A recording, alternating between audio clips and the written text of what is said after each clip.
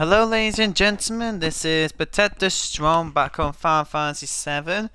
So today I'm going to give my personal review on Final Fantasy VII, and what I'm going to try to hopefully convince you all why this is my #1 favorite game of all time and why you should definitely play Final Fantasy VII.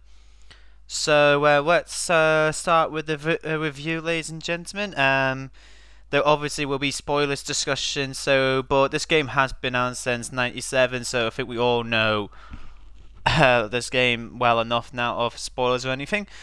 So yeah, let's get right into the review. So Final Fantasy VII is obviously a PlayStation 1 game that was made in 1997 by Squaresoft, which we all know now as Square Enix, but back in the 90s they was called Squaresoft, and they made the Final Fantasy VII game, which is an RPG role playing game with based turn gameplay, where like it's your turn to do an action, and it's the enemy's turn back and forth, so based turn action. So the whole story of the Final Fantasy VII is you play as a mercenary named Cloud, he claims he used to be in Soldier, and he was a first class of the headquarters Shin Corporation, and you think the game is gonna be based on Cloud with a group of other people that he joins called the Avalanche, which is run by head leader Barrett, who wants to save the planet by destroying Shinra's reactors that is sucking up Mako, which is the life of the planet. And the more the more Mako they suck out of the planet, the slower the planet dies. Yeah, the slower the planet dies. So Barrett wants to fight back against Shinra and to stop Shinra from sucking up the Mako and killing the planet. And he has Cloud to help him. And then, so as you progress onto the game, you also meet other playable characters such as Tifa, who is Cloud's best friend from childhood. And then you meet a flower girl from the slums named Aerith, who turns out to be the last agent of the Cetra, and she's the one who can speak with the planet. And then you meet Red 13, who is a lab dog made by Hojo, but he's from Cosmo Canyon and protects here, and he's found in Protexter. And then you meet a ninja named Yuffie, who wants to use materia to wants to get materia to make her hometown Wutai back the way it was before the Shinra War. And then you meet Kate Sith, a little robot cat, and that's on top of a Moogle robot who turned out to be a Shinra spy, controlled by a Shinra employee named Reeve. And then you meet Vincent, who used to be a Turk but has like vampire powers because Hojo tested on him. And then the final character you meet is Sid, who's your average swearer day-to-day life person who's really into science and rocket. So the game first makes you start think of that you are just a mercenary who wants to make money and just helping out to start the plan. But then you realize there's something more to it. When Cloud meets Aerith, he has a good friendship with her, and he's realizing himself, and when he wants to know more about the ancients, because he knows something in his past. So when you rescue Aerith from Shinra and President Shinra is killed, he finds out Sephiroth was behind this, who was an enemy of Cloud, and it was somebody that he looked up to who wanted to join Soldier.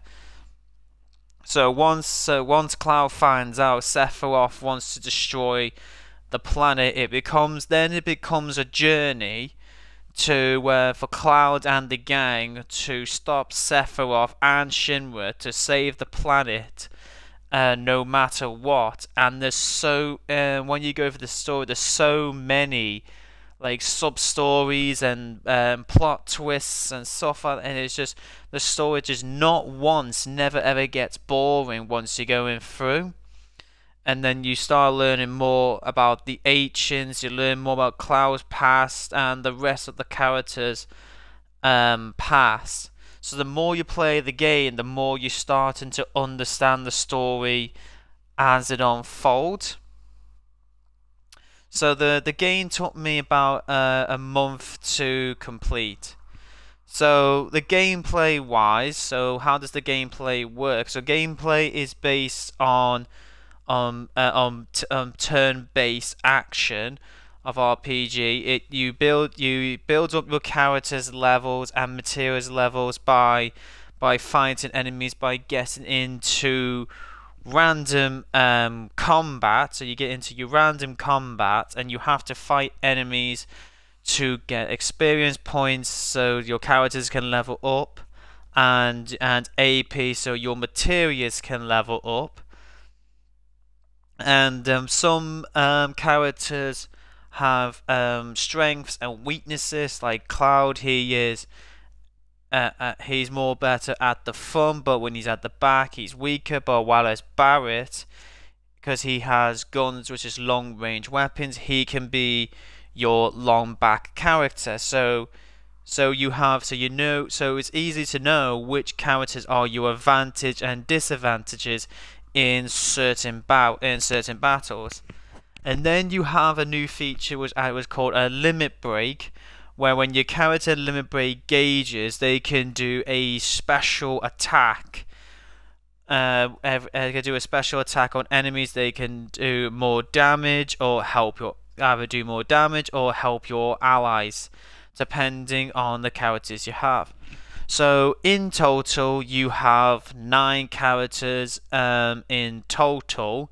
So you can play of 9 characters, but then it drops down to 8 when you lose Aerith at the end of Disc 1 or Part 1 of Final Fantasy VII. So it goes from 9 to 8. And you play as 3 playable characters, but you keep Cloud from beginning to the end. And there's only 2 sections of the game where you don't control Cloud at all. And the gameplay also works also on material slots. Material is your magic, and they have their advantages and disadvantages. So materials can rise your magic, your MP, and your magic's defense, but they will lower your health. Materials will lower your health, your strength, or sometimes your dexterity or your vitality. So you have to make sure you do not equip your character too much material, or you're just gonna make them lose strength, or you're gonna make them lose their health. So you have to be careful, like how much material you should put on your characters. So that's most of the summary of Final Fantasy VII. So that's the story and the characters. So let's go with the character. So you have Cloud, who wants to be a mercenary, who used to be a soldier, who believes he was soldier first class. Then you have Barrett, who is the head of a group called Avalanche, who wants to stop Shinra from taking Mako from the planet. Then you have Tifa, who is a barmaid, who also a martial arts expert, who is a close friend of Cloud. And then you have Red 13, who's a lab rat double. He's also, but his real name is Namaki, and he comes from Cosmo Canyon, and he's from a very a big tribe. And his father and mother always protected Cosmo Canyon. And then you have Yuffie, who's a ninja who is disgraced by her father that her father has turned Wutai into a tourist place for people, but because of what happened after the war, because when they lost the war with Shinra. But Yuffie wants Shinra to be back wants Wutai to be back the way it was before Shinra took over after Wutai. So she believes that materia can bring Wutai back. And then you got Aerith, who is you first meet her as a flower girl who sells flowers, but then you find out she is the last surviving agent of the Cetras, and she is the only one who knows how to defeat Sephiroth's meteor, and because she has the power of white material called Holy. And then you meet Kate Sith, who you meet at the Gold Saucer. He is a fortune teller. There's a little robotic cat on the top, and then he controls a big Moogle, and he uses a megaphone to control the Moogle. As you go through the game, you find out he's actually a spy to spy on Cloud and his gang and report anything back to the Turks/Shinra.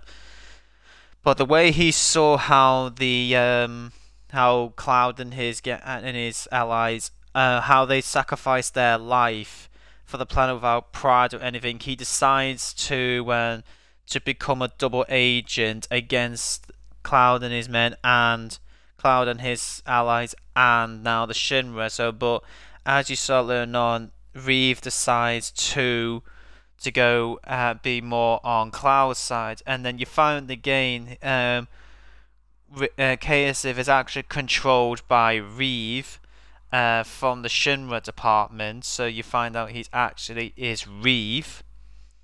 And then you meet Vincent in the Shinra mansion, who used to be a Turk and was the bodyguard of Lucrezia, who he fell in love with. And Hojo killed him, and Hojo, with experiments, turned it into an immortal sort of vampire with powers. And he decided, because he felt guilty what happened to Lucrezia, he died to sleep for a very long time, and then he wanted revenge on Hojo. And then you have Sid, who is a man who's really into science and space and into rockets, who always wanted to go to space. And Shinra just keep fucking him over every time, so he fights against the Shinra for always keep destroying his dreams. So, and each of them has different weapons. You have Cloud, who works with swords. You have Barrett with guns, but he also uses a scissor weapon, a chainsaw weapon, a rocket punch weapon. Then you have Tifa, who uses her punching gloves and feet. Then you have Aerith, who uses spears. You have Yuffie with boomerangs,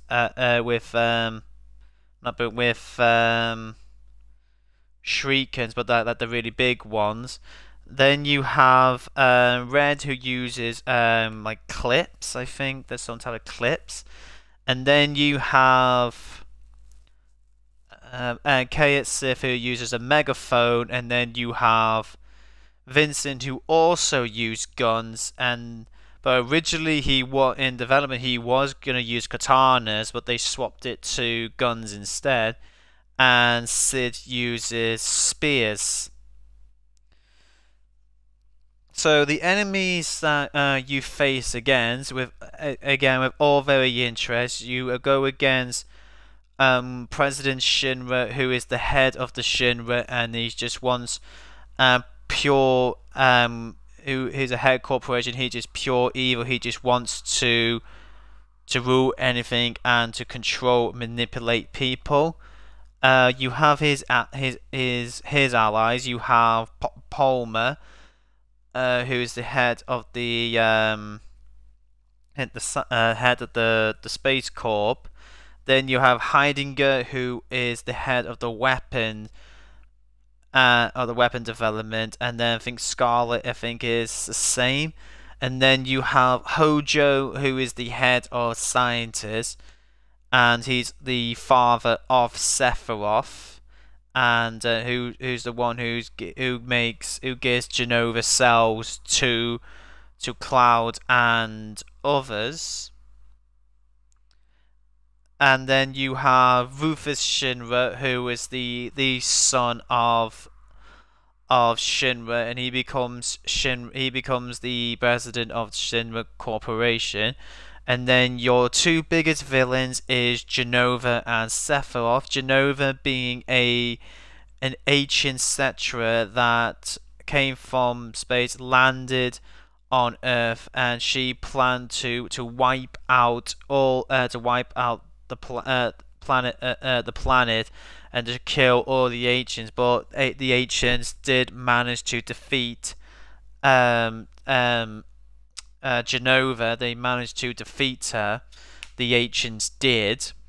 And then you have Sephiroth, who is the son of Hojo, Lucrezia / Genova.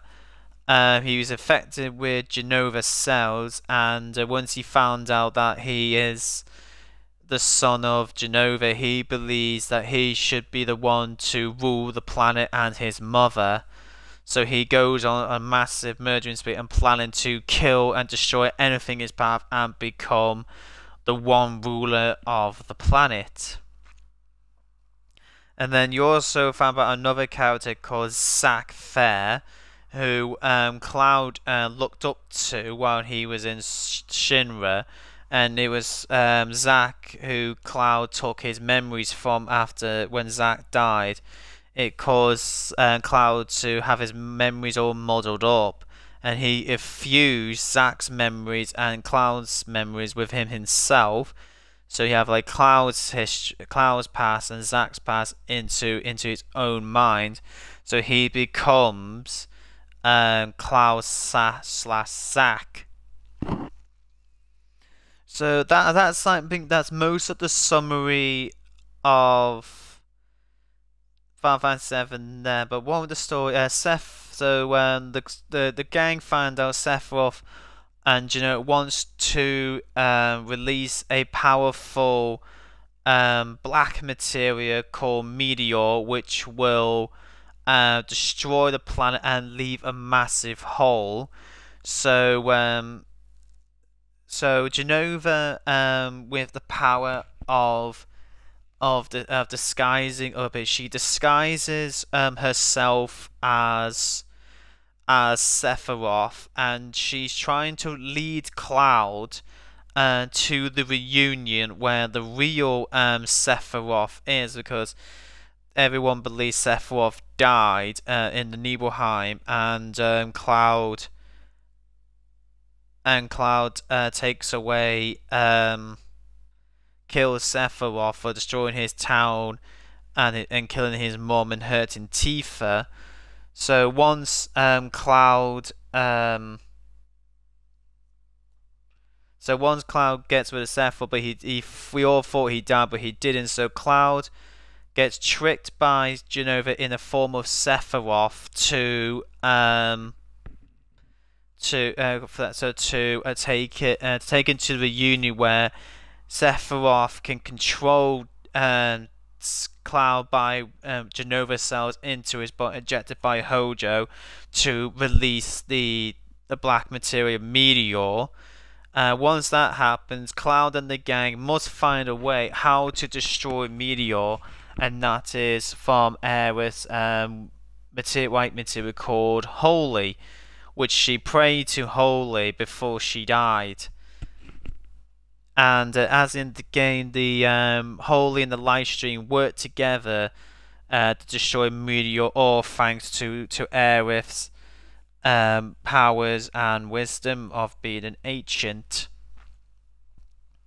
So like I said, the story is just full of it never gets, but it's full of plot twisters and all that stuff. You think this is where it's leading to, and you think, oh, and then it's a straight change. Oh my god, that's shocking! And you find out things when you think Cloud told a true story of Nibelheim, but you find out this actually happened.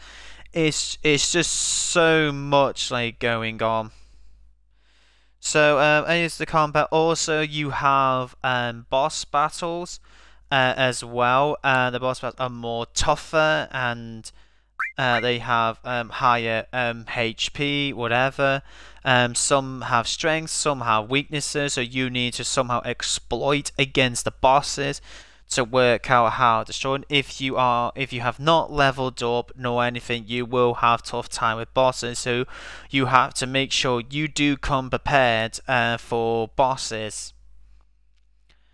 Okay, so that is, like, I think most of the summary of Final Fantasy VII along with this review. So let's get into the positives of Final Fantasy, and like I say, there was so many positives, literally loads. So let's get into. So the first positive is the story. The story is fantastic, and as you play more the game, you just keep learning and learn the story, just trying to solve what the hell is going on. You know, because like I said, you think you are a mercenary just going after an evil corporation that wants to end the planet, but then you find out someone from Cloud's past wants to destroy the planet by using the black material called Meteor. So him and the guy now has to get rid of a much more evil force at the same time with Shinra. So, and it's more relatable because, like, obviously in real life you do have certain corporations in real life that want to, like, take the law into their own hands, and they will want to fuck the population over. So you have, like, certain people wants to stop a corporation from doing whatever they want to do within their power. So it makes it relatable, and it makes it relatable that you're mercenary going after an evil corporation. So it makes that relatable to yourself and in real life. So, and the fact is, you want to keep going to save the planet and keep going to understand the story. The characters, all 9 of them, are just fantastic.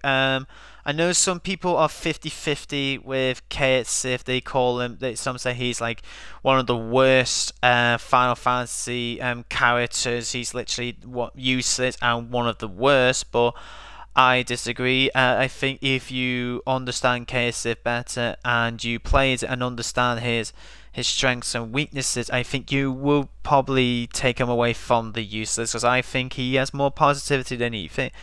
But all 9 of them are so relatable, and there's like sections in the game where you get to learn their past. You know, why they want to go on this journey, and why they want to go on this journey, and why do they want to go against Shinra, and why do they want to go against Sephiroth, why do they want to save the planet.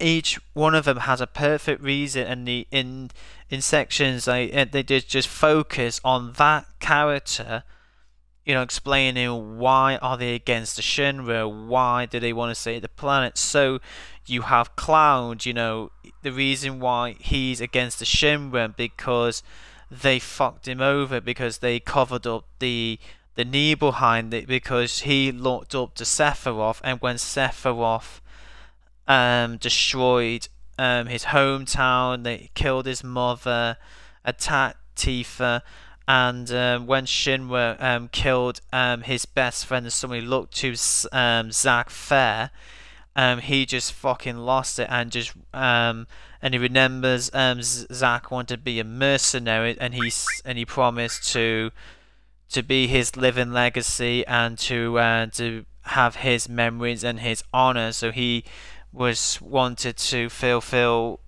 Zack's dying wishes, and because he has a personal vendetta against Sephiroth, that's why Cloud wants to attack. And then you have Barret. He has a when you go to Mount Coral, that used to be his hometown, and when they used to use energy by using coal, but when Shinra with Scarlet came and saying they can use Mako energy and they will build a reactor and it'll be better for Mount Coral. Barry was all for it again, except for his best friend Dine. While Barrett and Dine were away, a reactor exploded, and Shinra blamed the people of Mount Coral and blamed Mount Coral. They attacked Mount Coral, killing anybody there, and including trying to kill Barrett and Dine. So Barrett had pure hatred for Shinra after that for what they did to his hometown. So he had a very strong vendetta towards Shinra for destroying his hometown.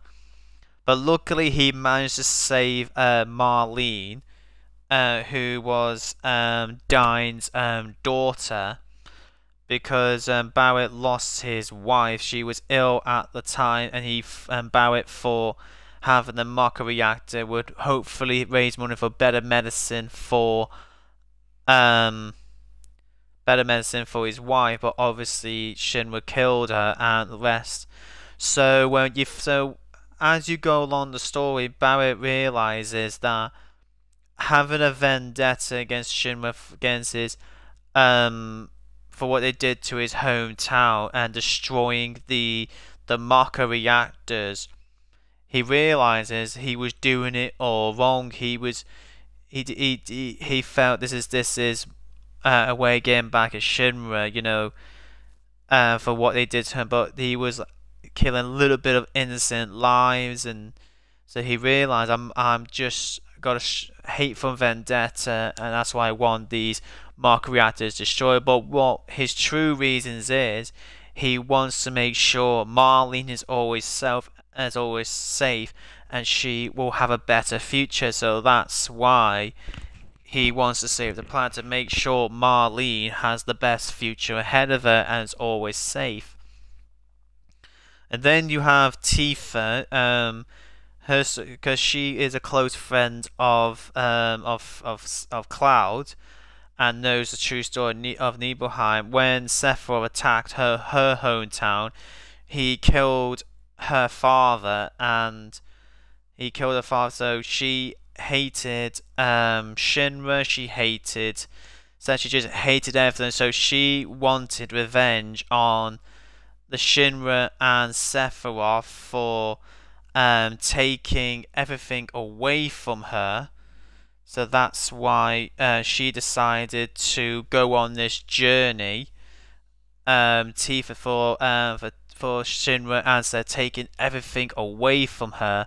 And obviously she has a love interest in Cloud, so that's why she wants to continue on to have this journey to save the planet. And then you have Aerith, who is an ancient, but there was a bit of a mistranslation. Some call her Ares, which was the mistranslation from Japanese to English, but it's been confirmed she's actually Aerith. So Aerith being the last ancient, Shinra just want to use her to find the promised land, so they can gather all the Mako energy for Shinra's evil corporation money scheme. So Aerith wants to go back at Shinra to take them down for what they did to her and her mother, and also go against Hojo, and she was the only powerful enough to stop Sephiroth and his meteor black materia attack.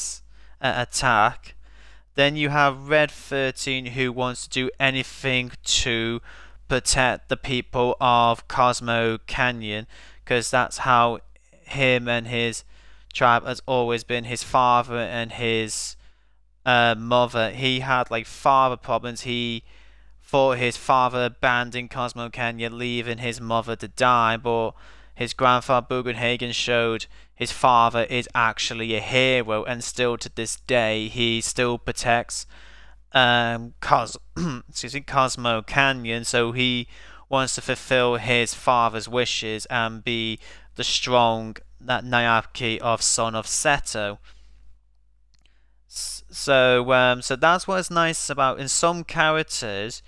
They are very relatable what you have in real life. You know, either family problems, vendettas, revenge. So you can understand these characters' motivations, which is very relatable because they have very easy, relatable emotions, vendettas, what people will have in real life. So then you have Yuffie. As I said, she did not. Shinra started a war with Wutai, and sadly Wutai lost, and Shinra took over it, and Wutai turned it into a tourist vacation. So Yuffie wanted to use materia to get Wutai back the way it was. And so that's why she carries on fighting to get revenge for Shinra for what they did to her hometown during the war. And then you have like K at Sith. You find out he's actually a Shinra player called Reeve, who was sent to spy on Cloud and his allies. But as he goes through the journey, he realizes like they're doing all this heroic stuff. They never praise, they never do it for money, they're just doing it. And he realizes his own life, and he realizes like how bad and evil the Shinra actually are, especially when they destroy the Sector 7 slums. You know how many people they're willing to kill just for a small avalanche group. And then you meet Vincent, who has like a massive vendetta against Hojo because Hojo killed the woman he loved called Lucrezia. So he kills Lucrezia, and then he's totally against the science project of using Genova cells in people, and he was totally against it and used to be a Turk. And then Hojo kills Vincent and turns him into like a sort of immortal vampire, and he feels guilty of what happened to not stopping Hojo with the project and what happened to Lucrezia. So he feels guilty of the whole thing. So his vendetta is against Hojo, what he did. And that's another enemy you do come across named Hojo, who is an evil scientist, and he's a very, very good evil character. We'll come back to him later for the positive. And then you have Sid. The reason why he's against Shinra because Shinra always keeps fucking him over with. He tried the rocket plan, but Shinra noticed there was one with the oxygen tank, which he had to abort the rocket launcher to save her life. And when he thinks the rocket launch happened again, they want to take his tiny Bronco, then use his rocket without Sid's permission. So he sees his art, and Shinra just keeps fucking him over no matter what. So he wants to fight back. So like I said, that's all the characters, like perfect reasons, so easy, relatable. And another good, nice positive is is when you meet the characters, you can actually change their names. You can either keep their names, or you can change the names. You can either name Cloud yourself and pretend that you're part of the story, or you can pretend you're part of the pretend story, or you can name the other characters either with friends that you know, or family members, or celebrities, whatever. Just make it more interesting for yourself. It's say like you're going through the journey instead of like Cloud going through the journey. It's like it could be you going through the journey. So yeah, so that's a matter. The character development is just pure fantastic. And another thing Cloud is, because Aerith was helping Cloud to understand who he really is. When Aerith dies, he goes into complete sadness, and he really wants vendetta for Sephiroth and Jenova taking everything away. So the side characters are fantastic. You have the Avalanche group. You have Jesse, Wedge, and Briggs.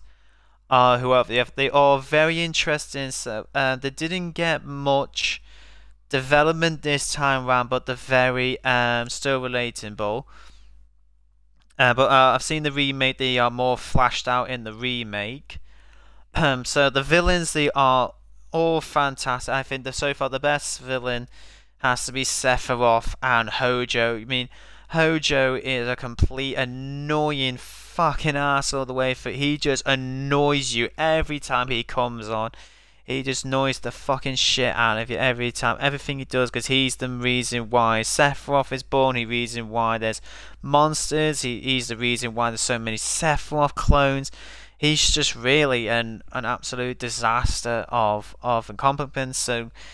So you really like have pure hatred of him. And so you understand the characters, because the characters hate him, you also hate him. With Sephiroth, when he kills Aerith, and when you realize what he did to Cloud and Nibelheim and Tifa, you really, really hate him. You really want to go for him, because Sephiroth can be relatable to, say, like you have an idol in real life, but when you find out they're actually fucking assholes or anything like that, and you hate your idol, and you see what they're like now, you see who they truly are. So that's why you hate Sephiroth, because you can relate yourself to with that. So another massive positive, I say, is the layout of the game. And at the time in 1997, the graphics was outstanding at the time. It went to a really nice, great gothic look. Originally they were going to use New York as their world, but they scrapped and went for this gothic sort of place called Midgar, and then the whole planet itself. And what can I say? Every area you go to is completely fascinating. There's so much detail with its like sound effects and stuff like that. Excuse me. With its sound effects and stuff like that. Yeah, another enemies that you also face is people called the Turks, which are like high soldiers, high wet workers for the Shinra. The head is Song, and then you have Reno, Rude, and Eleanor. They are your four Turks. Song you never fight. You only see, but you never fight him as a boss. But you do fight Reno, Rude, and Eleanor. Eleanor only once, but you do face Reno and Rude a couple of times. And another enemy that you face, you don't fight, but you see, is Don Corleone, who wants to find a wife to be, so he just wants to pick up hot women. You only see him twice, but like again, very relatable and very a good flashed out character. He brings like the comedy of it. So the layout of the game is just brilliant. Like when you first step out into the world map and see what the planets are, it's just beautiful to look at. Um, and when you get into the CGI cutscenes, it is really beautiful. The characters are well designed. They are very great graphics at the time. Obviously, looking today, that the graphics do very look outdated when you do play as, and they look now very outdated. You know, the arm like clouds on look like pigs' hoo, something like that. But at the time, it was very good. And when you go into the battle screen, it's very nicely laid out, and the graphics, everything's got great eye to eye detail. The characters model looks great, and the bosses look great. The enemies and the monsters that you fight are very nicely detailed. The next positive, and the sound effect is fantastic, especially with the sound of the limit breaks, the sound of Genova, the sounds of creepy things, magic, vehicles, trains, you name it. The sound effect is just some completely spot on. There are like a few sound effects that are very quite high pitched that hurts your ears, but not quite serious. If you have the TV loud, there's gonna be some noise that's gonna give you high pitches, but the sound effect is absolutely beautiful and spot on, and most of them realistic. Another big positive I have to say is the music. The music is just fantastic. The composer Nayabu Uemasu did a fantastic job with the Final Fantasy VII music. Brilliant job. A fantastic job. I can't say, but the Final Fantasy VII soundtrack is literally one of my favorite. One of my favorite soundtracks in a video game of all time. Every piece of music that you hear is just brilliant. My favorite has to be the boss theme, which I didn't know they got a piece of the guitar theme from a Motorhead song. I did not know that for a very long time, but yeah, from the beginning. But yeah, so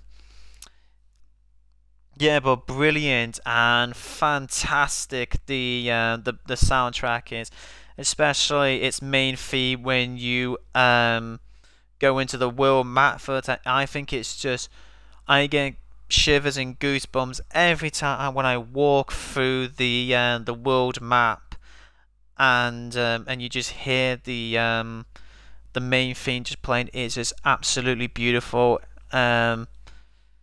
You know, I don't say there's not a single bad soundtrack at all in this in this Final Fantasy game. I can't really say any negatives on the music. Naomi did a fantastic job. I think all the music is definitely in the right places. So yeah, definitely I had to give the music a 10 out of 10. 10 out of 10 the music. The gameplay is fantastic, not confusing at all. Once you start getting used to it, so the battle system is brilliant. So like I said, it's turn-based. So the game is turn-based. So you take your turn, then the enemy takes their turn, then it's your turn, then it's the enemy's turn, then it's your turn, and you wait for your turn. You have an 80 ATB gauge.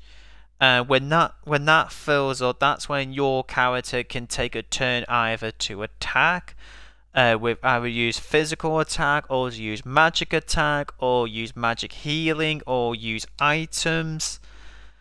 And so to find material, obviously you have to search the whole world of Final Fantasy to find materials, and they all have different ones. And greens are your magics, your magics. They are like elemental magics, healing magics,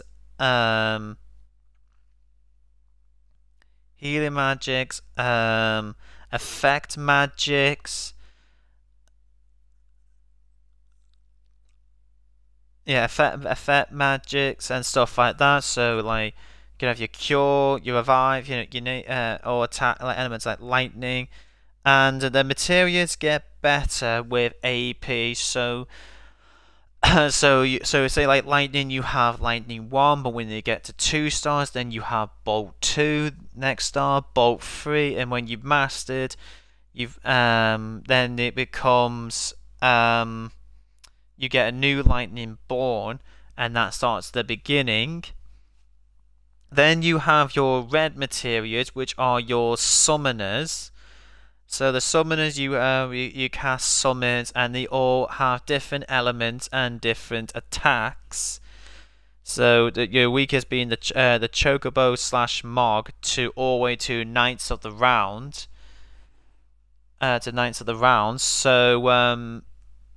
So different materials work, and you have to search around the world to find these summoners.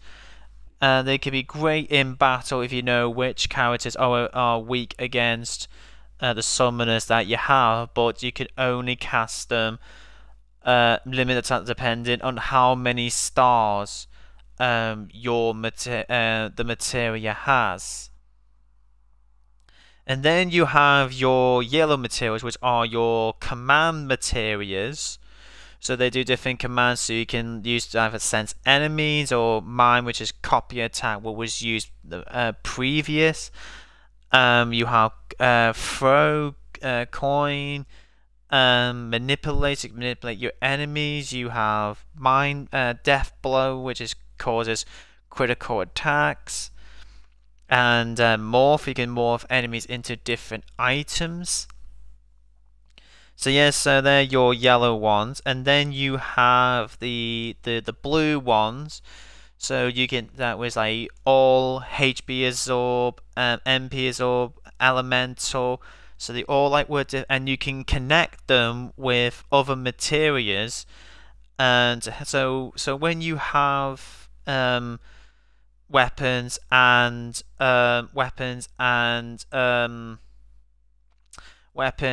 armor, they all have slots. So the more slots, the more materials you can put in. You can have slots that can connect. So if you got connecting slots, so say you have restore with, which is your cure, next to all. So all would do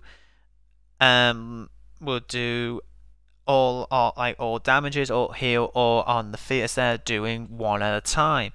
So, and the stars represent how many times you can do that. So you have 5 stars, you can do 5 all times, use all 5 times, but you have 1 star, you can only do all once. So so if you have like lightning with all, you can use lightning attacks on all enemies. You can cure your enemy allies at the same time, just like one at a time.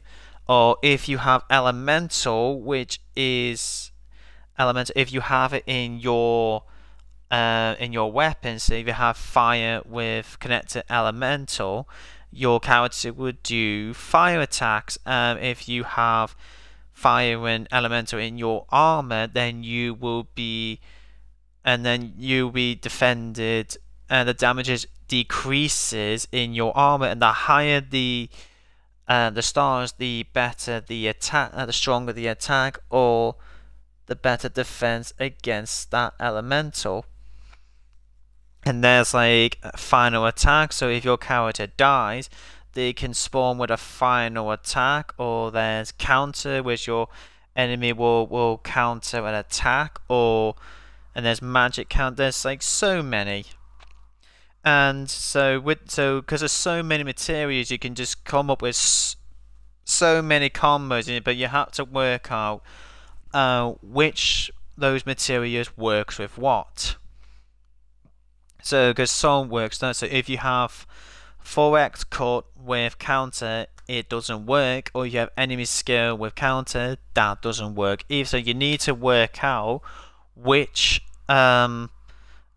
which material goes with what. But if you have slots that are not connected, it's not going to work. So if you have restore an all in your material, but they're not connected, it's not going to work if they're just a single slot. So you need connecting slots for your magics to work. And then you have your purple slots, which is like your helpful ones. So you have like counter attack, which is you straight away counter attack, and then you have HP plus and MP plus, which raises your health and your MP for characters. The more stars, the more health and MP you will get. And it's the same thing with magic plus and speed plus and luck plus.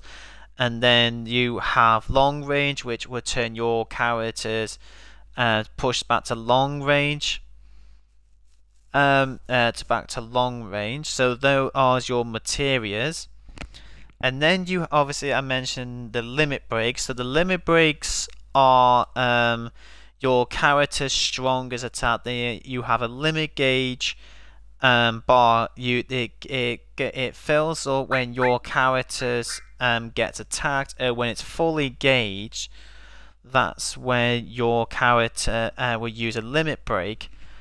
They all have 4 levels of limit break, and to unlock limit breaks, you have to defeat certain amount of enemies with that character, or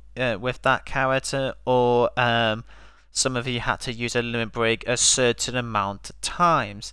And then with their final limit break, you have to find an item that will give them their final limit break. But to use the final limit break, you have to master all the characters' limit breaks first, and then use that. But I always thought, and some people did, limit breaks were unlocked by certain levels with characters, but it turns out you have to use you have to kill amount of characters, amount of enemies, and amount of limit breaks. And the good thing about the battle system is you always have to work out what is strong points of your characters and what is weak of your characters. So if you look at Cloud, he is completely strong in front of battle. He is for your strong physical attacks, or sometimes magic attacks.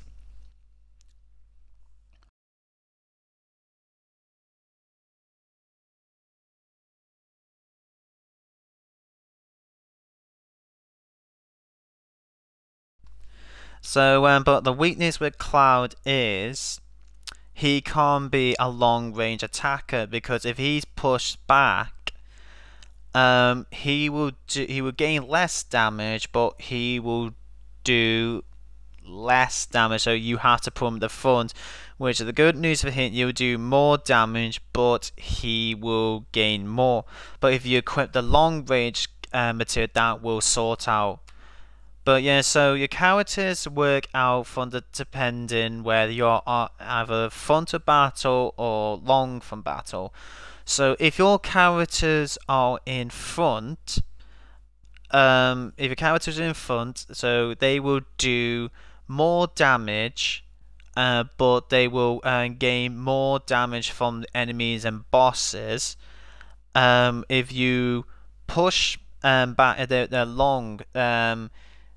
If they're not long range attackers, for example, like Cloud, Red, Tifa, Sif, etc., they will gain less damage, but they will also do less damage, so that makes them a bit useless. But obviously you do have the long range material to help you with that, to make your in front characters to become long range attackers, because that's the advantage of Barret, Yuffie, and Vincent. Because they are long range attackers, they will become useful against enemies that they can gain less damage and do so.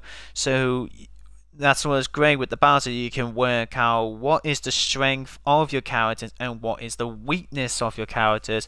So if you look like Sif, who everyone says he's useless, but Sif is actually, I think he's very good, because you have his limit breaks, who actually are quite really good. His first one is Dice.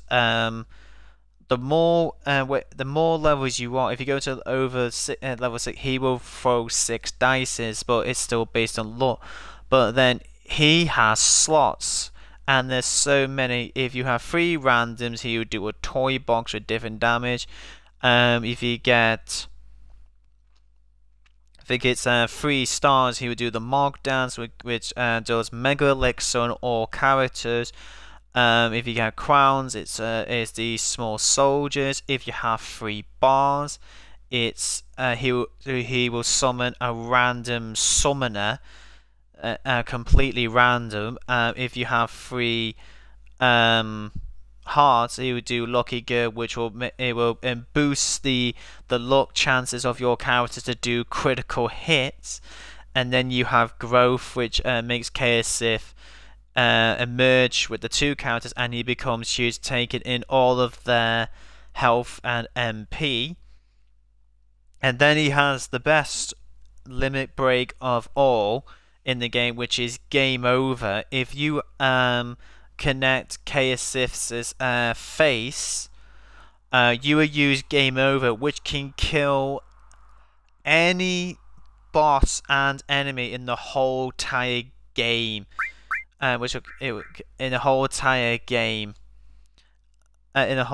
game, including Ruby Weapon and Emerald Weapon, like any boss, that's it. But he does have a downside. The slots is very difficult to use, especially when you're trying to get the game over, because if you get 2 Chaos and a bar, that is a result of killing all your characters.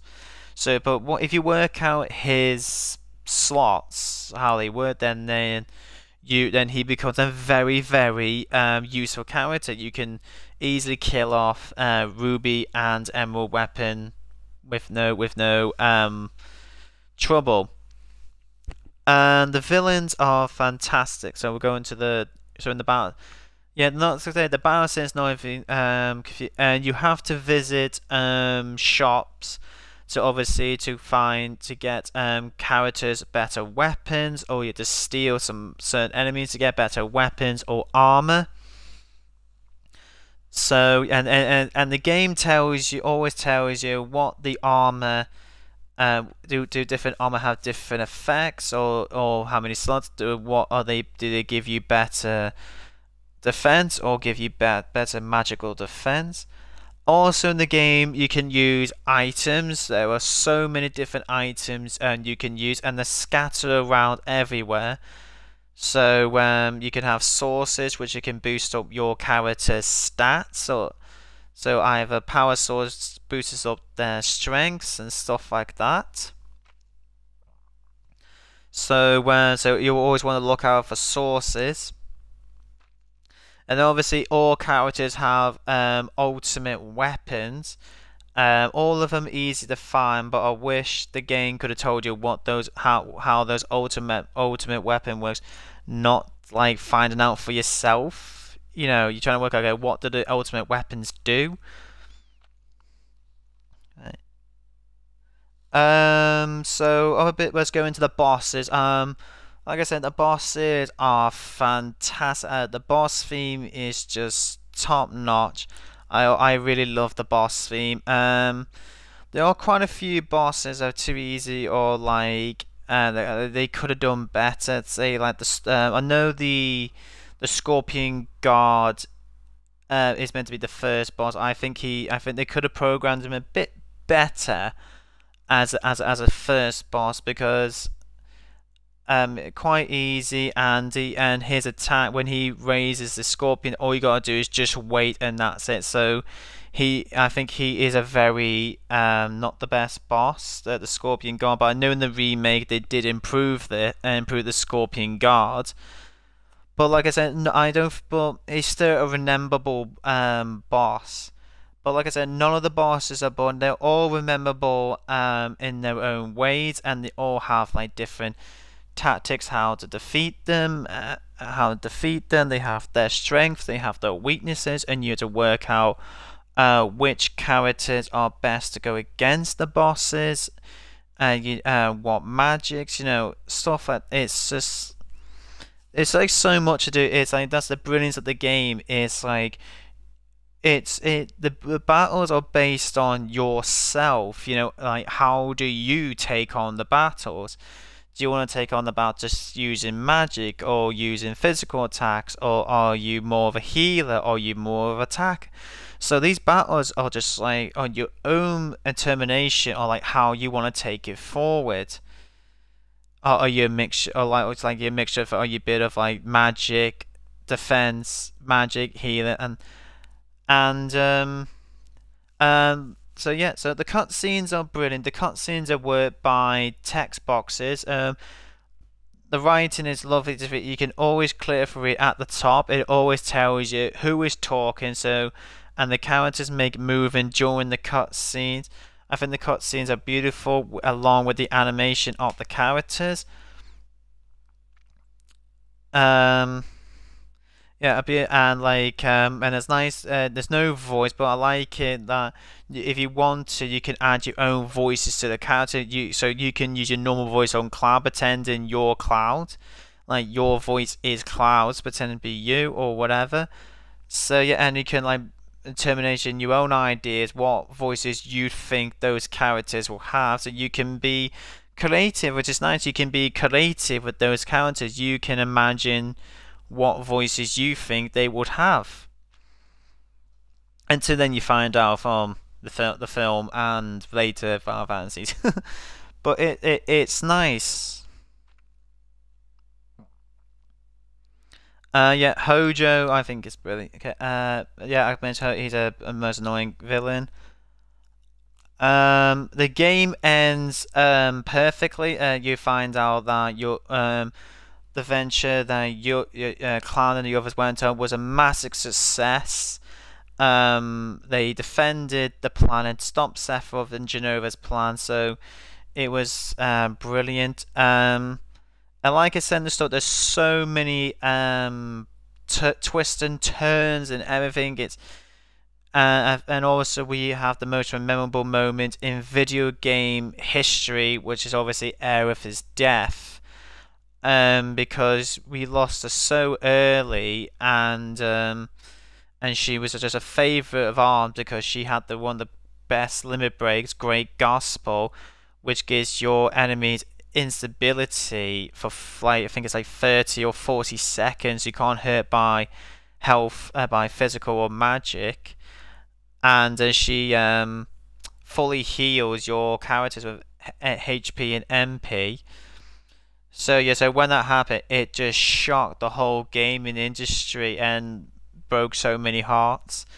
So yeah, so there's so like so easy and memorable moments. And the super bosses I think are fantastic. Each of the weapons are except for the one that gets easily destroyed by Shinra's cannon. I think that's the only weaker. But I wish we could have fighted that one at Junon, but so yeah. But the other weapons that you get to fight are brilliant boss. But I think obviously Ruby and Emerald are the most memorable ones for their difficulty, and causes you to grind. Yeah, so I'm trying to think what other positivity is there.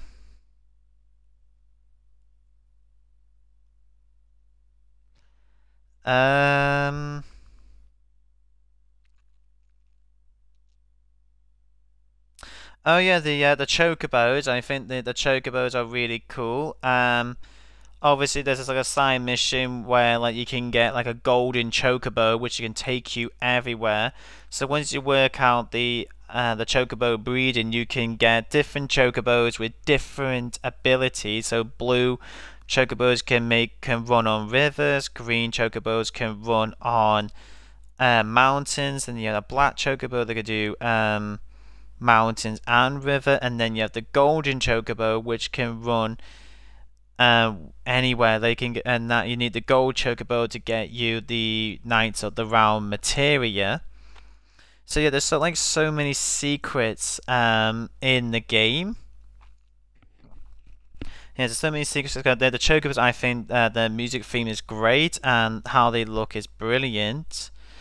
And once you get a gold chocobo, you just love riding around everywhere and seeing what secrets you can find using the gold chocobo.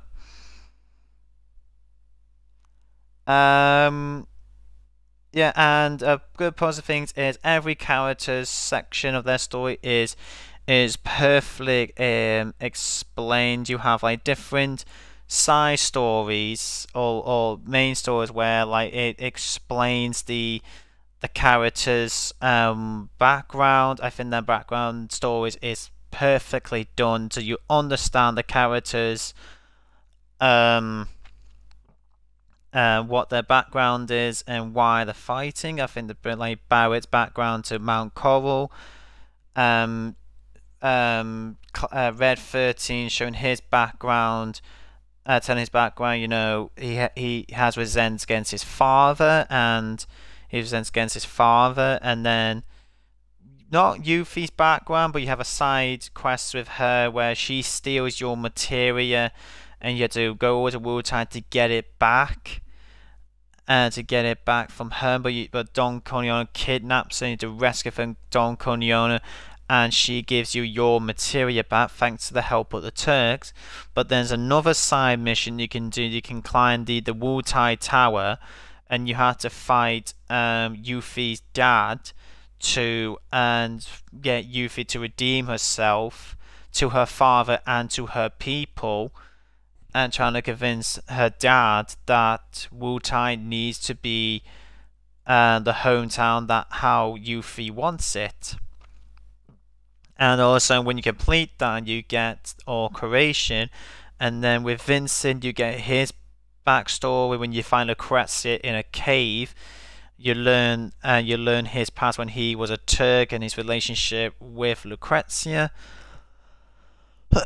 So yeah, so like it's like in sections, like each character has like a past moment.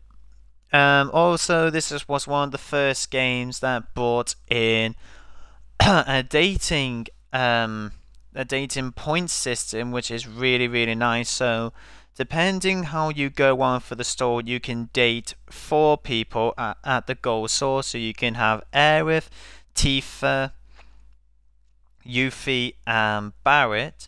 And depending how you treat the 4 characters through the game, you can date one of the 4 characters, which is like really clever. So if you're really nice to Aerith, you get Aerith. Nice to Tifa, Tifa. Nice to Yuffie, Yuffie. Nice to Barrett, you get Barrett. And so yeah, it was a really clever different scenario pointing system. But the game doesn't tell you what the point system is. But it turns out you're 50% with Aerith, 40% with Tifa, 10% with Yuffie, and 0% with Barrett. And whoever's your highest, that's the date you've got. Yeah, the mini games I think are well projected when you go to the Gold Saucer. And the mini games are brilliant. You know, like the chocobo racing. I think it's really fun. The roller coaster I think is really fun as well. The target system is a little bit sensitive. You know, when you're trying to shoot it, it's quite sensitive. You can't like quite aim right, but since you can double, obviously hitting the B button or square button, you can hit enemies okay. And then you have like the arcade games where you have the motorbike chase, which I thought was really nice during the story. I think that was a good positivity how they did the motorbike chase scene where like you had to run away from Shinra guards much while protecting your allies in a van, make sure their health is okay. So that's like a big positive. The mini games are all fun. Another positive thing that I like is I like it when the group splits up. I like it that the game lets before you face a boss or before you want to go ahead, it gives you the option of And do you want to go and keep going for, or do you want to change your mind and make sure you've got your characters' materials correct, their weapons correct, and armor correct, and the items in the right place that you want for battle? And I like it that you can bring up the menu and you can just swap your characters and make sure. And I like it with the materia. You're thinking, oh shit, I forgot to give this person. But how much? I like it that you can do exchange. That you can exchange materials to different characters, even though you haven't got them on the screen. So I think that's really nice. That was a really good feature. So you do it, say like, oh, you need to call Barrett and give him that. You can just go into exchange. Here you go. Swap like Yuffie's materials over to Barrett's. It saves you like calling them, or saves you getting to a save point. So yes, I think that was a massive positive thing they did to the materials. Another thing with the chat is what I think is great is because you got like 9 characters. There is so much dialogue in this game that you'll get very interesting. You want to know what are the characters' dialogues in each different cutscene. So and that just brings so much replayability. Because there's 9 characters, you want but you do get 8.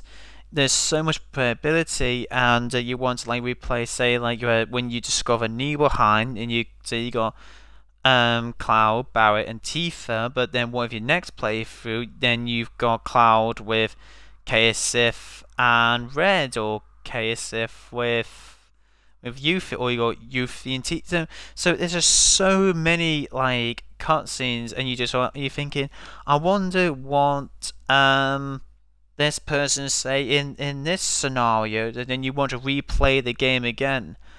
And I think that's a massive positive because there's 9 characters, but then down to 8.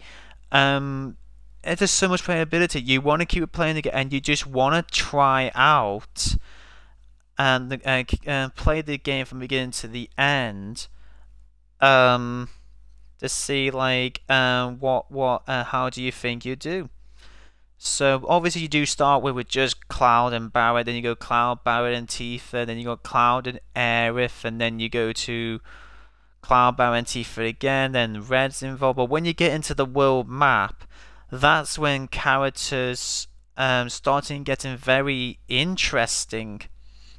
Yeah, it gets really interesting. You can just swap characters anytime you like using the phone system. So yeah, so if you want to go through like girl power, like Cloud with Yuffie and Tifa, or Aerith and Tifa, or Aerith with Yuffie, or Tifa and Aerith, you know, or do you want to do Barrett and Eve? So it's like so many playthroughs. You just want to do like, I want to try out who I want to do from beginning to the end. It's just brilliant, you know. It's like so many playthroughs you can. And like it's a playthrough, you know, I never give this character. I'm gonna do the whole playthrough with this character and see what I'm like with this character through the playthrough. See, like me, like I always use Red no matter what. I think, yeah, Red is a fantastic character, and he's always my favorite. So yeah, so that is just incredible. It's just like you want to do the playthrough so you can see different dialogues and try out characters through different playthroughs. So like in the playthrough that you saw me today, ladies and gentlemen, I tried out Barrett and Red 13 from beginning to the end. Except for I did use Sid against the weapons. But there are like sections in the game when you learn the characters' past stories. You cannot swap, and you cannot swap Cloud at all, and you cannot swap the character if it's based on their past. So if you're learning Barrett's past, you cannot swap Barrett at all, and the game goes, so you know what, I can't swap. So that's yeah, the weapons are very interesting. You understand their attacks. And the armor, there's like so many armor you can find, and all of them have different abilities. So some will like say some will like have higher defense, or some will like say like go against bolt or whatever. And there's also accessories that you can also find with the characters. So accessories, so someone like will improve either their stats like power, vitality, dexterity, etc. Or you can find accessories that can make you immune to certain status like poison or berserk. So you want to find like different accessories, and you think, okay, which accessory do you think is best for what battles? So you're always like looking out for accessories to go, okay, I think this accessory will help me with this battle and stuff like that. So that's what's great, because weapons, armor, characters, it's just a whole role range where you're just thinking, right, what character do I want to use with what weapon, what armor, and what accessory will help me to fight against certain enemies or certain bosses.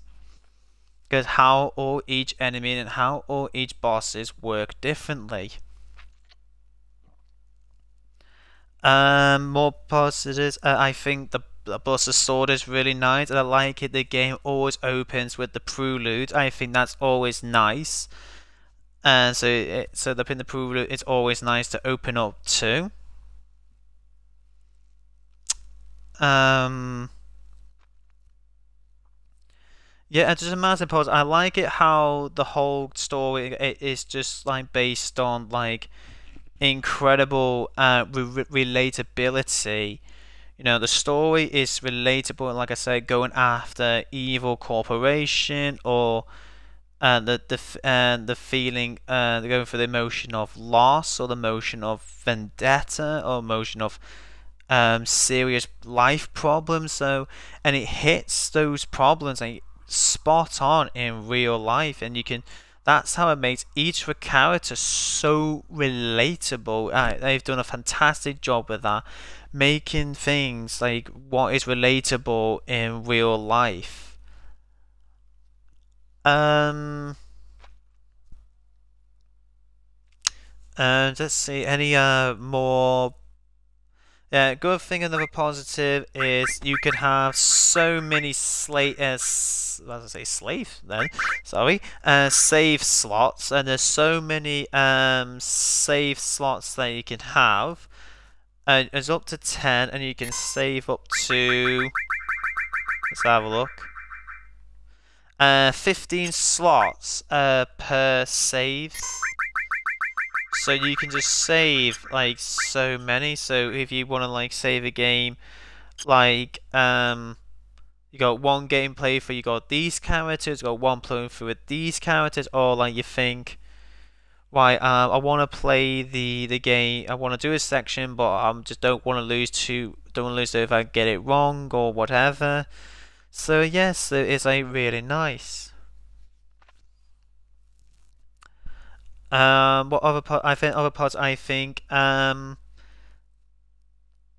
of the magic is brilliant to use. You know exactly what the magics exactly do. None of the magics are confusing what they they do, and the MP. Once you work out how the material works, you know how to use them for your advantage, and you know which ones are your disadvantages.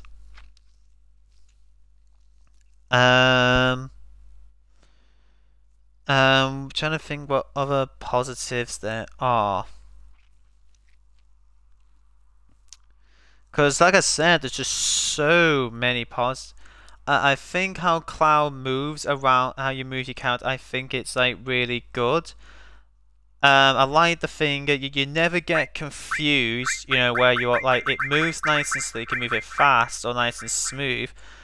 But I like it at points, and I like it, and you can press the select button where like it can bring up a pointer on the character you're controlling, so you know where your character is. And I like it shows arrows, so you know the red arrow means they will take you to a next section, and the green arrows means that there's something to climb.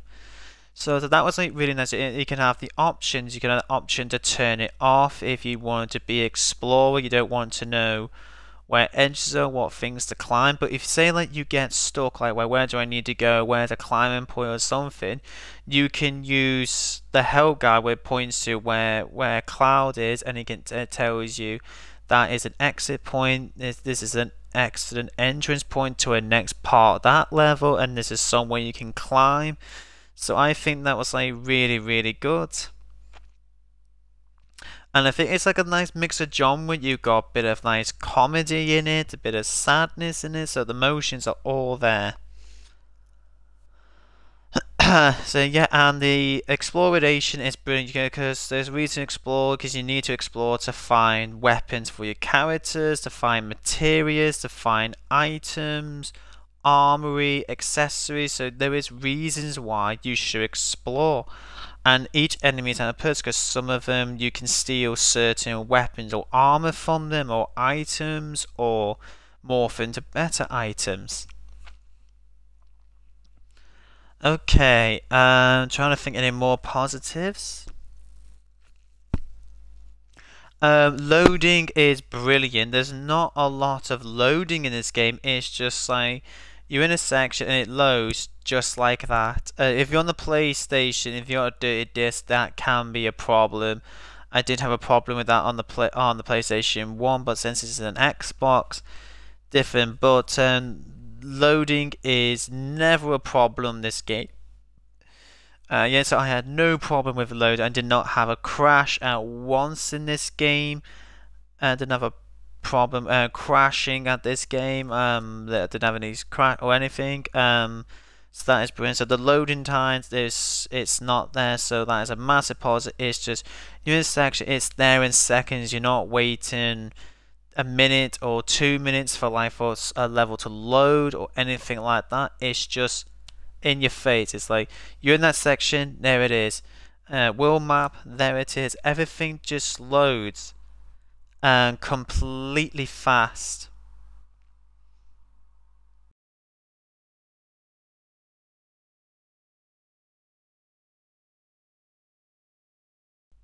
Okay, another positive, I like in the world map that you can save your game at any time point, and I like it that you can phone your characters anytime you like in the world map. I think that is brilliant.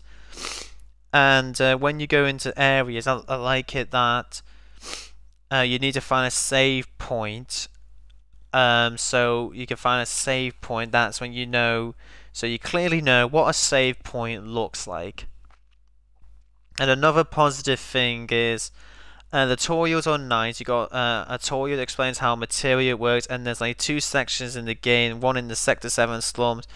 It tells you like how the game works. It tells you like how ATB works, how attack works, how your material works, how weakness versus strength works, how element works.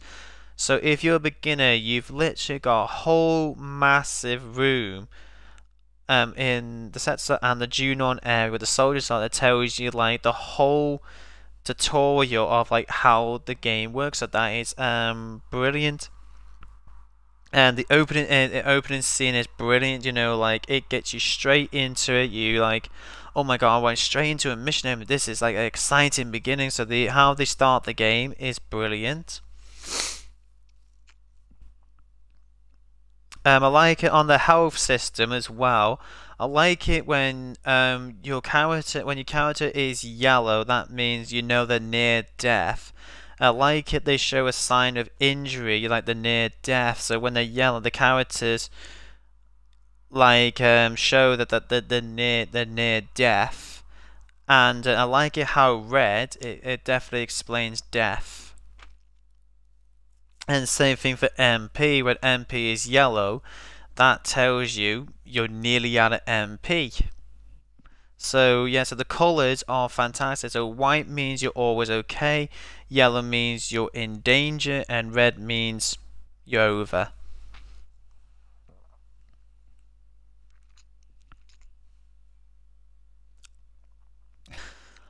So trying to think of more positives. Thinking it's HD. I think they nicely made improved the colors on the HD. I think it's brilliant. And I like on the world map. I like how they did the model of the areas, so you never get confused which model is what. So if you're looking for, say, Nibelheim, you know what Nibelheim looks like, you know what Rocket Town looks like. So the models are clear as crystal, so you know what they look like, and you know where to go, and you know they're the entries. So yeah, so I like that, and I like it in the battle system. The area that you win always represent where you are. Okay, I think that is mostly all the positives I can think of. The fact that it's just so many positives. Okay, let's get into the negatives of Final Fantasy, and like I said, there's hardly any negatives.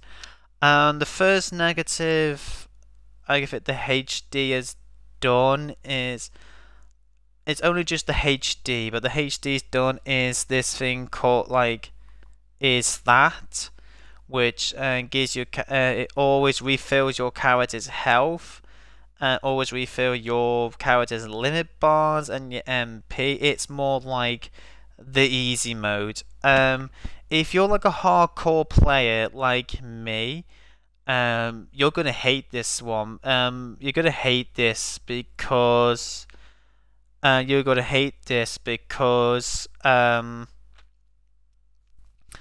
just makes the game way too easy. It just makes it way too easy. And like I said in the book, I never used it once except for that speed run I had to do to get the dating with Barry.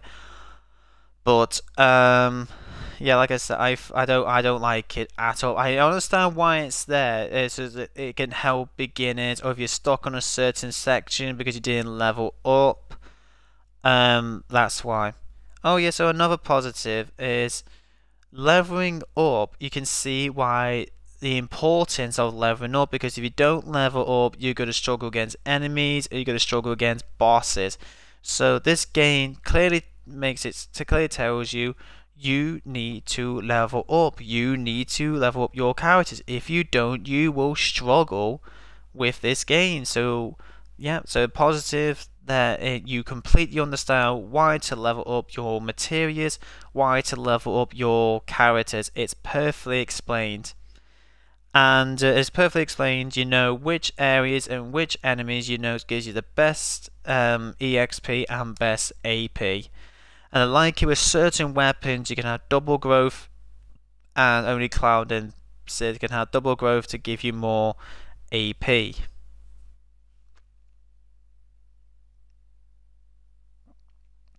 Okay, so another I think that's another positive grade there. Another negative is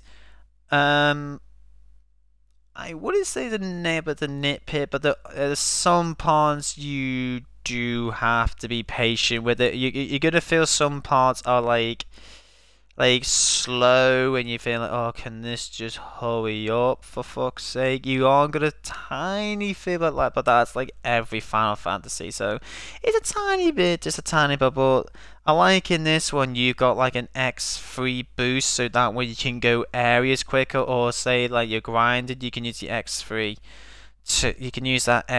to speed up things. Oh, so there's one section you want to skip, X3, just go through there quickly, or you want to get an area there quick. But yeah, but everything's do feel a bit slow sometimes, but I wouldn't say it's not a big negative, just like a tiny one, just a very tiny one. Another negative, I know I said Cloud controls, but when he's in the world map, he controls really well. When he's open space, he control them well. But when you're like in small spaces and the camera's a bit strange, it's sometimes Cloud is hard to control sometimes, and when you're trying to get him into an you do have to fiddle a bit trying to get into an area. There's like sections in the game where I'm like trying to jump onto something and he wouldn't jump, and I was like fiddling with the thumbstick to finally to get him to get on that platform. I was like, yes, thank you. Or sometimes with ladders, you know, like when you try to grab it, sometimes he would grab it and then he would let go, or grab, let go. So you go whoosh, whoosh, whoosh, whoosh, whoosh, whoosh, like that. So there's a bit of that where like you're trying to get onto a ladder, he would just grab and let go because. So that sometimes will happen, but you get like used to it. Another negative thing is when you are, I think this is nearly every Final Fantasy, but I wish because of limit breaks, it tells you you have to kill a certain amount of enemies with certain characters to get that limit. I wish it would nicely tell you like how many enemies you killed, so you know if you're close enough. To if you're close enough getting that limit break or not, or it tells you you've done this limit break many times, but need to work in your head. So yes, I wish it did a little bit better. It's not like a massive nit. This is like I said, these are nitpicks. Like just some people might like nitpick at, but just like not big negatives. Doesn't spoil the games. It's like just a tiny one you can either brush over or something like that. Another negative is I think me personally, I think this is, I have to say, I think this is one of the easiest Final Fantasies, I have to say, because there are like sections in the game where you can just OP your characters very quickly, and you can just run through the game with with ease and no problems if you just get your characters so OP, and you can literally get your characters OP very, very early in the game. I know like some people like to grind and get OP'd. That just happens all Final Fantasies, but with some Final Fantasies, some of them are not like have areas that easy, but in Final Fantasy there are like sections where like you can easily OP your characters. I'm not saying it's a big problem, it's like a nitpick again, but but this like needs a challenge. Don't get me wrong, that there has been some bosses where they're completely challenging, and you would die over and over again if you do not level up your characters nor the materials or have the right armor. But yeah, but you can, but the battles can feel a bit meh, like you're overpowered. Oh, wish it was a bit longer. I don't know, but so yeah, it will make the boss battles like not long, and it just makes them short and quick. But so yes, I wish they didn't kind of had like sections where like you could OP your characters really quickly early in the game. I wish it was a bit further into the game. But it's a nitpick negative because like it's your own choice. You make a choice. Do you want to OP your characters early in the game, or do you want to just play the game as no? That's what is a big positive of Final Fantasy. Is you make a choice. Do you want a choice to OP your characters earlier, or do you want to keep them the same and just progress like how the game wants to progress you, or do you just want to OP?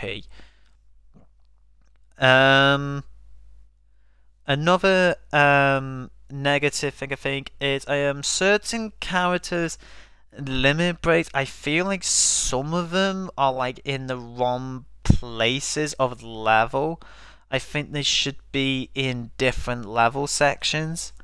For example, Barrett, like, don't get me wrong, Catastrophe is a very detailed limit break, but his limit break Anger Max is way more better than Catastrophe, because Anger Max does more does more attacks. I think it does 17 attacks, and Catastrophe I think it does 10. So yeah, you kind of want to use that on the bosses. So yeah, because Barrett is more like a group. His attacks more based to get rid of groups, not his anger max will do that. His anger max will do so. Like, and same thing with red. Like all creation. That limit break is only good for against a group of enemies, but not against bosses. So it makes red not that useful anymore when you pick up, say, like Sid and Yuffie, because Sid has the high win. So I just feel like some of the limit breaks are just like in the wrong, and some of the final limit breaks are not like just not. I feel like doesn't help you in gameplay wise. So like so for example, Red 30's all creation. Oh no, that's not his limit break. Sorry, that's Yuffie's. Cosmo Memory. Red Skull is a one attack. Yes, it does 9,999 attack with critical hit, but if you're against a boss, it's no use to you. But he has a move called Earth and Rave, which he does a group of attacks. You'd rather use that against the bosses, not or creation, Cosmo Memory. I feel like Cosmo Memory should be in number 3, and then the Earth Rave one should be in number 4. Same thing with Yuffie. She has one called Bloodfest, where she does something like, I think, 13 or 16 attacks. But then you got All Creations again. It's similar to Cosmo Memory. It does attacks all enemies on the field with 9,999 damage, but against bosses, useless. So I don't know in the remake where they put the limit breaks in the right, or made the final limit breaks.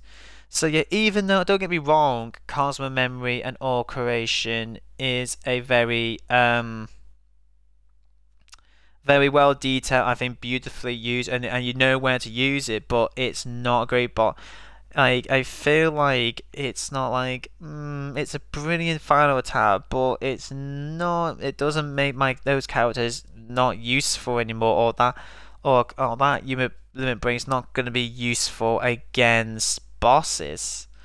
But yes, you can change the limit breaks at any time you like. So if you know coming to a boss, you can change the character's limit breaks. So if you know a boss coming up, you can use swap to Barrett's level 3, so you can use Anger Max, or swap to Red 13's level 3, Yuffie's etc. But I just feel like some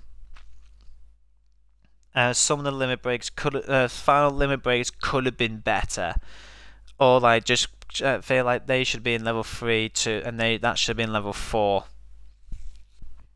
Yeah, it's not me. It's felt that's like some other players, like some of the.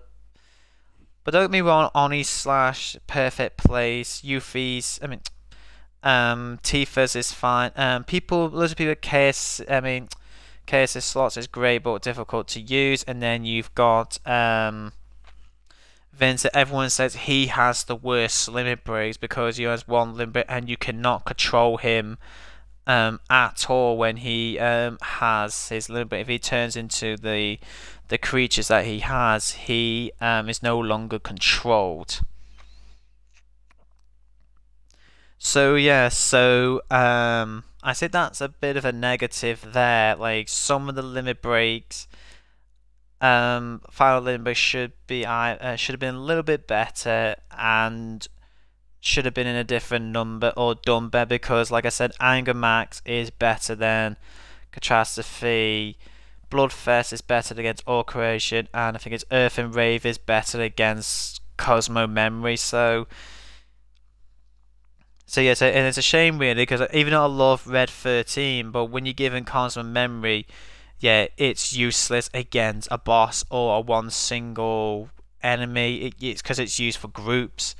But with bosses, the only time you face group is the Turks. That's the only time you face groups of bosses. Or if a single boss has different attack body parts, like Sephiroth, Emerald Weapon, and and Heaven Cloud, I think that's called. Oh, I think that's his weapon. The machine that Scarlet makes with Heimgard. But like I said, it depends on what characters you use, and it depends what limit breaks you like. But I think that's just a tiny one again. Another negative, I think this has to be, I think the biggest negative.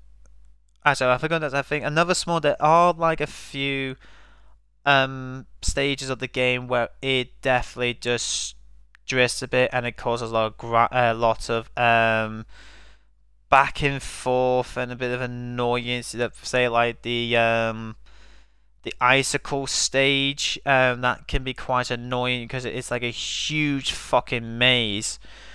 Like you saw in my walkthrough, I was trying to find the puddle to get Cloud warm so she touch this snow girl so I can get a summon materia, but yeah, I kept passing out. It's like, oh my god, where the fuck is this person? So yeah, so that kept happening. Or a really bad thing is, like I said, if you do not level up against some of these bosses, and say if you're in a section where you've got nowhere to level up your characters or anything like that, you are actually in shit streak. For example, and say like you're in a section where there's a boss, but you can't save the game. You will have to go through all that cutscene again and then try the boss the second time. For example, like when you're in the Shinra building, you can't save your game after chatting to like Shinra President is dead and talking to Rufus Shinra. If you die, like say against the two machines on the elevator, you had to watch that cutscene. You had to go through that whole entire cutscene again and try again and say if you succeeded that part. But then you got when Cloud versus Rufus, but if Rufus killed Cloud, yeah, you guess what we had to do? You literally had to do the whole cutscene again.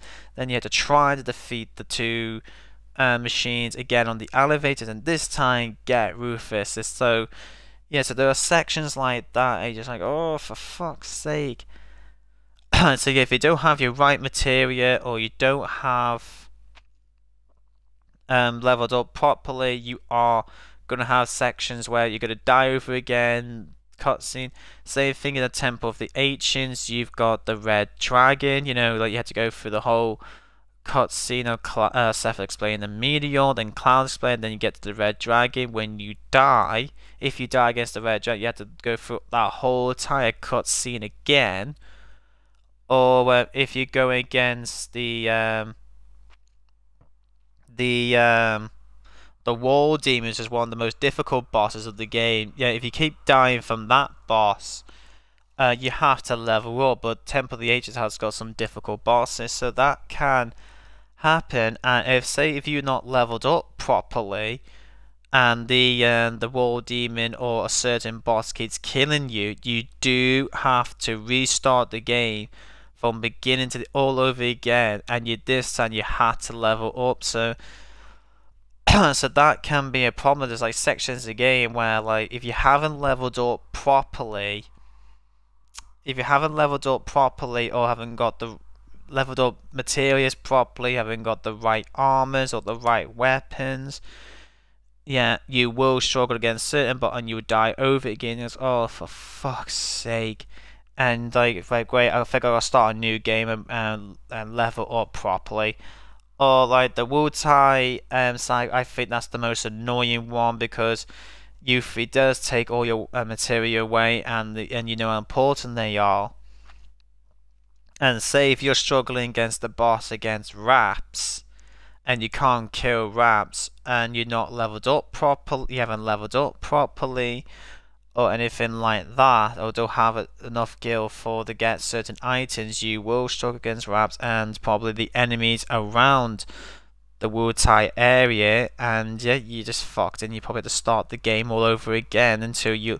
So yeah, so there are sections in the game where like if you don't level up, you have to. The only choice is to start a new game and level up your characters properly. So yeah, so that can be a massive problem with for some people who like those that don't feel like don't want to grind and level up. Okay, another so that's a negative. Another negative, I said this is a big one, is there isn't much character trying out. In this game, in past Final Fantasies, you could play up to 4 characters. That was in the past Final Fantasy. This was the first Final Fantasy to only allow to have 3 characters on the field. This was the very first, and some Final Fantasy fans weren't happy with that. That you could only play 3 characters. You could only play 4. But another problem is. You have 9 characters to play, and then it goes down to 8. But to be honest, though, it feels like you're just playing 8 and 7 because obviously you lose Aerith. Because here's the thing: you keep Cloud from beginning to the end. I understand, like, yeah, he is the main character, and you follow his story from beginning to end. He has to be in those situations. I totally understand that he has to be in those situations, but the only problem is you cannot swap him. Obviously, you have a PC, you can use I think a hack or a glitch where you can take Cloud out and then you can like swap. You can try any 3 characters. But the only problem is though you've got 9 characters / 8, but because you can't swap Cloud, you can't really. Try out different characters. Really, you can't really really test anything. For example, if you want like a team it's based on long range, like Yuffie, Barrett, and Vincent, you want to try that out. Now, do you want to be a full long-range attacker with Barrett, Yuffie, and Vincent? But the problem is you can't do that because you have to have Cloud in your party no matter what. So you can't have that. But I know you can have that party, once you get the long-range material for Cloud. But that's not until you get into one of the into things, the Mithril Cave. But it still causes a problem for that. Or say you want an all-female team like Yuffie, Aerith, and Tifa, but no, you can't do that because you can't move Cloud. So yeah, so when there's a problem with that, you cannot do much like character experiment because you got like Cloud with 2 other characters. So it says like, oh, pick a character 3, make a part of 3, but really you're just making Cloud with 2 characters. But like I said, the positive note is you can always replay the game and always like have Cloud team up with like 2 other characters, every replay. But it would have been nice. Now, maybe in some sections of the game, can you remove Cloud and just have like 3 different characters? I know there's like a section in the game where like you do lose Cloud in part 2 when he's in Medivh. You have now Tifa as your main leader, or Cloud as Sid as your main leader, but again, you can't move Tifa nor can you move Sid. So you can't really be experimental because like I said, because you're keeping Cloud all the time, you're just really experimenting with 8 to 7 characters really. So really, that is only the biggest negative with Final Fantasy 7, that it went 4-3. But I did start Final Fantasy 7 with just 3 characters. But the problem is you can't really experiment with the characters because you're always keeping Cloud all the time. Another negative, there are like a tiny few glitches that kind of makes the game easier and breaks. For example, like the W item glitch. I know it's due to the programming. I know it's due to the programming of the game. I know it's due to the programming of the game. It's not the creator's fault, but it can make the game way more easier. But then there's also a really bad glitch with Ruby Weapon where where like it's involving his tentacles. If you kill Ruby Weapon, but the game think there is a tentacle behind your characters, the game think the game doesn't think the battle has ended with Ruby Weapon. You have to destroy that tentacle that the game think it's there, but there's nothing you can do. You can't attack the tentacle or can't attack Ruby Weapon, so the only choice you've got is to run away, and you lose out so much experience points and AP, and you lose a Desert Rose to get a gold chocobo, saving you doing the chocobo breeding process to get a golden chocobo. Yeah, so they're just like 2 little negatives there. But like I said, there is definitely more positives that are all more way less negatives. Like the negatives in this game is just nitpicking. I think the biggest negative really is you really can't do much character swapping, really. Really, it's just like Cloud with two other people, and that's it. I really wish you can, but I did like it when you do. If you get to a certain level type, I did like it. Like I saw in my playthrough, that you can actually use all 8 characters to fight the first form of Safer Sephiroth. So that was actually really cool, but that's all dependent the level you are, because depending on the level you are, the higher the level Sephiroth goes. But I kind of wish wish I could Final Fantasy 7 did, or wish it did, or wish the Final Fantasy 7 can do it. It would be interesting, you know. See, if you start leveling up, say like you go start an OP, like you're level 42, but you go against a boss that is 29 or 32.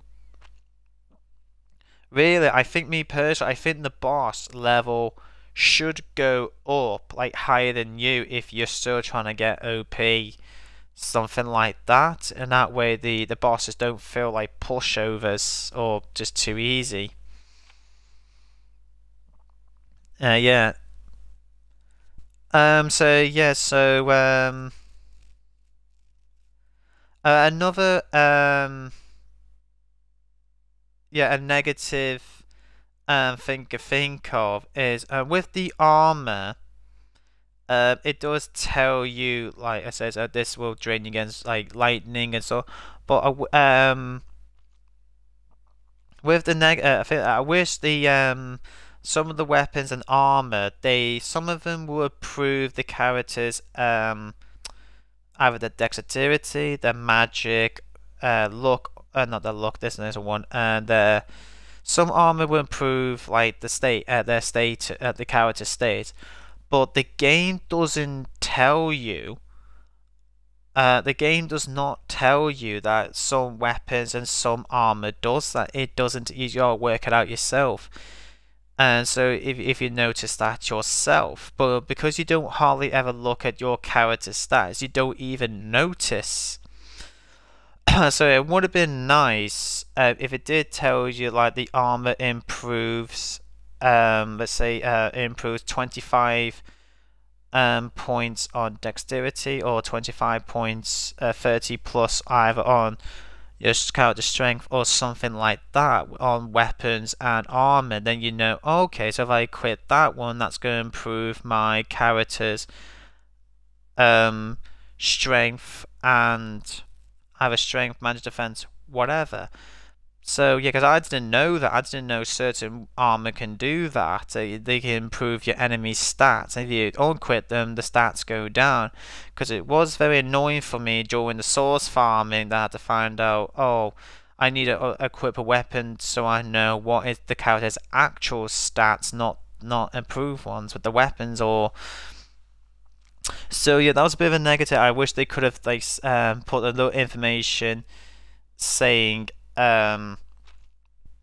this armor will improve this or this improve this stat or this weapon will improve this stat. And when you get the ultimate weapons, the game doesn't tell you how the ultimate weapons work. You have to find that out for yourself or a guidebook or using the internet. But back in 97, use a guidebook.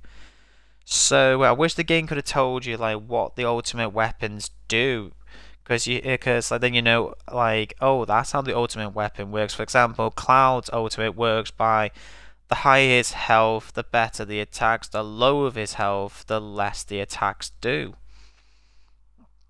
You know, stuff like that. So yeah, also a big note. There is a massive glitch with you can skip the entire Midgar raid, which is really bad. It's only done by just press down and A. Yeah, that is like really bad. Yeah, because you will miss out Barrett's ultimate weapon, you will miss out the W item, you will miss out KS's ultimate weapon, so yeah, so that is a really bad glitch. In the original Final Fantasy VII on the PS1 version, it did not have. It said this will improve your magic defense, but it didn't at all in the original. But they did fix this in a later Final Fantasy VII port. I think it did in this one as well. So yes, they did fix it, but in the original Final Fantasy VII they didn't. But I'm not gonna add it on this HD because they did fix that.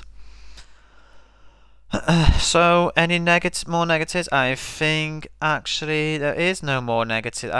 Like I said, some of them just nitpick, but the two most massive ones is you can't really experiment with characters. Like if you want to make like an all long range group or female group, or you just can't do that because Cloud is always in your party no matter what, and so he is out in part 2.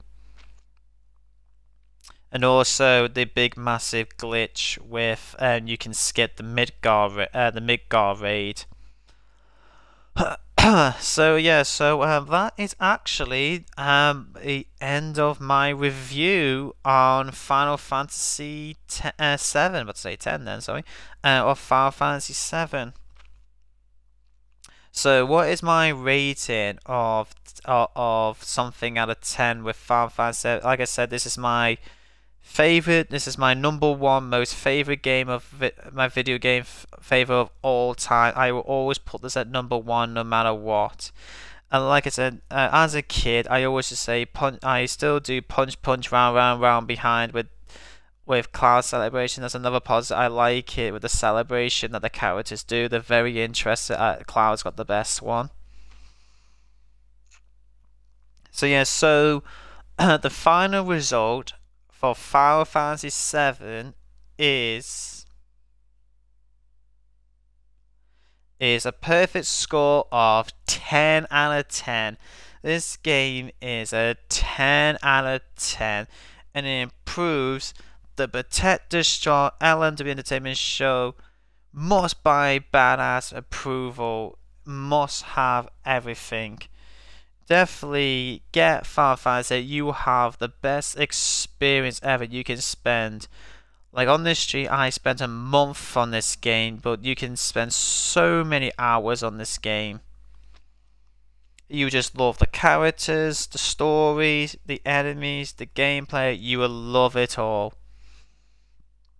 There's like I said, only two massive negatives: the can't do character, most character swapping, and the glitch on Midgard. But there's way more bigger positives than the negatives. But like I said, this game is just fantastic. It's just a perfect game. It is easily a 10 out of 10 game. So would I come back at Final Fantasy VII? Yes, I'm gonna do a few little now and then. I'm gonna do videos. I'll show people how to what the best tactics to go against bosses and who to use. Okay, so this has been Batetta Strong playing Final Fantasy VII. Like I said, it's a fantastic game. 10 out of 10, easy. Definitely get this game. So this has been my review of Final Fantasy VII. Thanks to anyone who came on and to listen to my review. Anyway, this has been Batetta Strong reviewing Final Fantasy VII. 10 out of 10, and I'll see you all next time.